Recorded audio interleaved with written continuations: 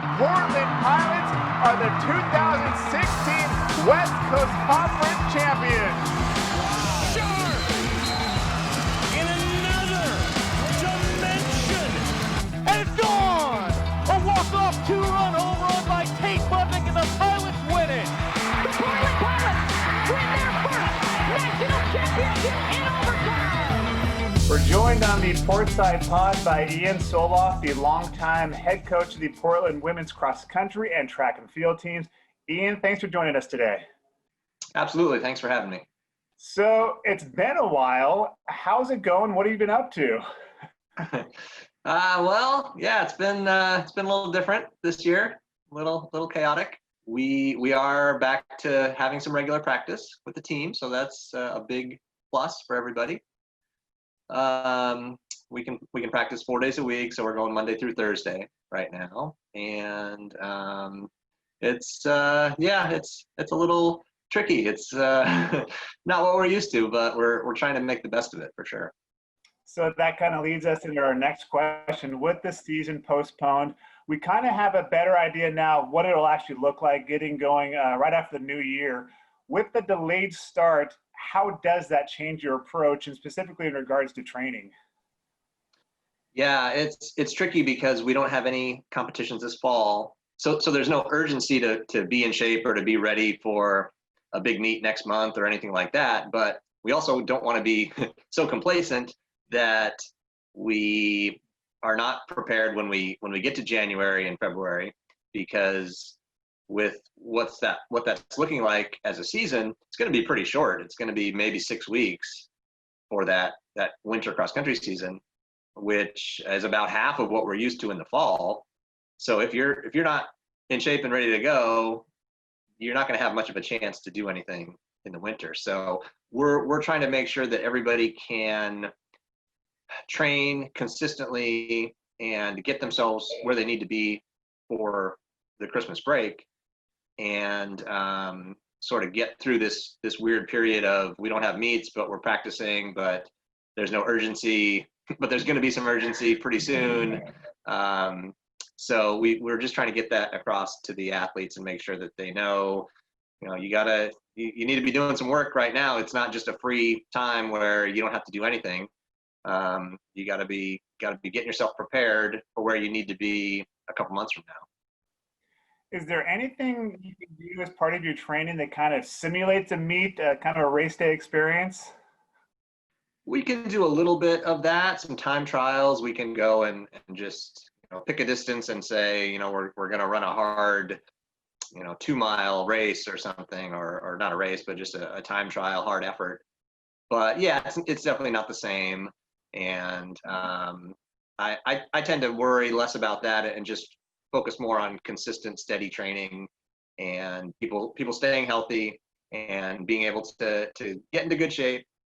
And if you're not ready to go run a fast time for a certain distance, I don't think that's such a big deal. But we want people to have a good mentality, good attitude of, okay, I'm here at practice with my team. I need to make the most of it and do what I can to get myself into good shape. So last year you finished second in the West Coast Conference. You sent one runner, Anna PATAKI, to the NCAA championships. How's the team looking this year, and what are some of the goals? Yeah, the team actually looks good in terms of the personnel that we have. Yeah, I think the goals would be to be at least top 2 at the conference meet again, and we want to be at the national meet. So that's a big goal, but I think we have the personnel, we have the talent, and we have the motivation to do that. And what we don't really have is a clear-cut understanding of how that qualifying process is going to work, and what the NCAA is going to determine for how you get to nationals, since there won't be regional races, which is usually how you qualify for nationals. So that part of it is up in the air. But yeah, we have a good team. We have Anna PATAKI back, and she's in good shape, and she's a very reliable person who is going to race well every time, and she's going to run up to her ability level. And so that's huge when you have somebody like that who's who did so well last year, has NCAA experience, and you can rely on her to go out and run a tough race every time, no matter what. So that's big for us to have her leading the way. And yeah, we have I would say a good 6 or 7 pretty high level people that hopefully can get us to the nationals. The cross country season and the track and field season are basically going to be run back to back. How do you approach that schedule? Yeah, that's definitely something that we're thinking about right now, because with indoor, normally that's basically January, February, but we don't even know if there's going to be an indoor season. So if there is, then we have to juggle that with cross country, and then we go right into the outdoor season. So yeah, I'm looking at it as a couple ways. Number one is that cross country is a big deal for us and our program, our school. So we want to make sure that we're as competitive as we can be in cross country. So that's a big priority. And like I said, we want to make the nationals. So to do that, we really have to be well prepared, and we have to be working hard towards that goal. The second thing is that with our program, we always look at our athletes individually, and we always want to make sure that we're doing the best for each athlete individually, whether that's their training or how their classes are structured, or whatever they need to stay healthy. So we like to have that flexibility where maybe somebody is going to run maybe an indoor meet and cross country, or maybe they're just going to run the cross country season. Maybe they're going to, after cross country, we have a little bit of a break, a little buffer before we really get into outdoor track races. So we can kind of do things individually as we need for the different athletes. And the other thing is that nobody's ever had cross country meets during this time period in January and February. So we don't know what the meets are and who's going to host them and where we're going. So that's another big part of it that's up in the air. But I think all that stuff can be worked out, and we can figure out where we're going to race and who we're going to compete against, and kind of go from there. So you've been head coach of Portland now for 24, 25 years. Before that, you ran for the Pilots. What is it about Portland that's kept you here for so long? Oh, I think it's a great school. It's somewhere where we have this amazing combination of very high level academics and highly competitive Division I athletics. In this part of the country, if you like the Pacific Northwest, there's not a lot of great options like that. I think we're one of the premier schools for student athletes who are looking for both of those things.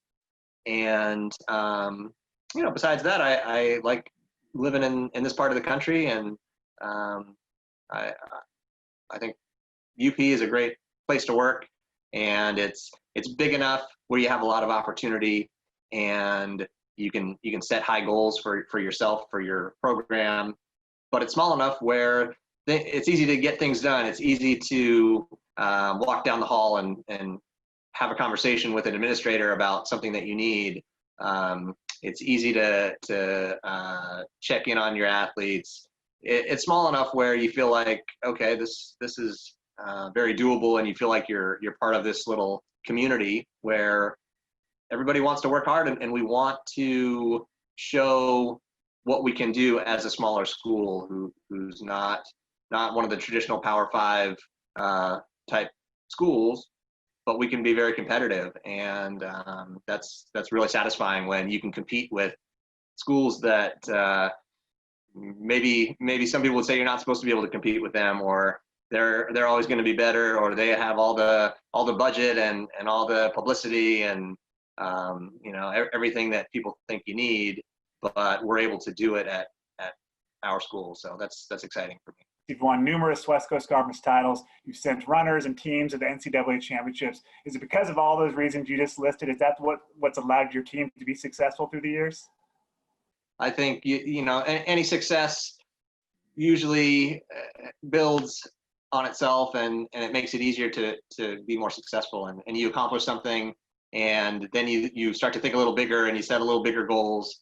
And, you know, we were a couple years ago, we were 12th at nationals in cross country. And so now obviously you kind of can't help but think about, well, we'd like to go for top 10, you know, if we finished 12th, why not have a goal of top 10?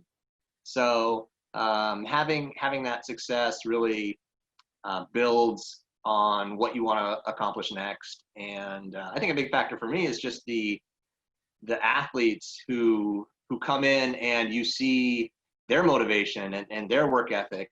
And we've had some incredible athletes who have motivated their teammates and motivated me, and sometimes made me think, wow, look at what we're capable of doing. Look at what somebody can accomplish. You know, look at somebody like TARYN Rawlings, who just, you know, exceeded at such a high level and really overachieved.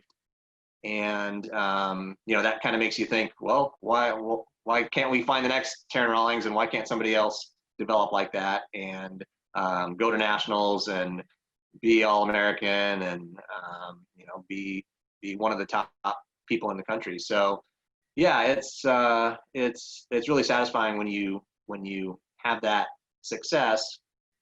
But I think it's part of our program is not to focus on that too much, and not to make that the ultimate goal. We talk about the process of doing your best, training well, staying healthy, being a great student, being a great teammate, and building this unity so that we're all working hard together towards something. And I feel like when you have that, you're going to be much more likely to be successful if you have those things in place.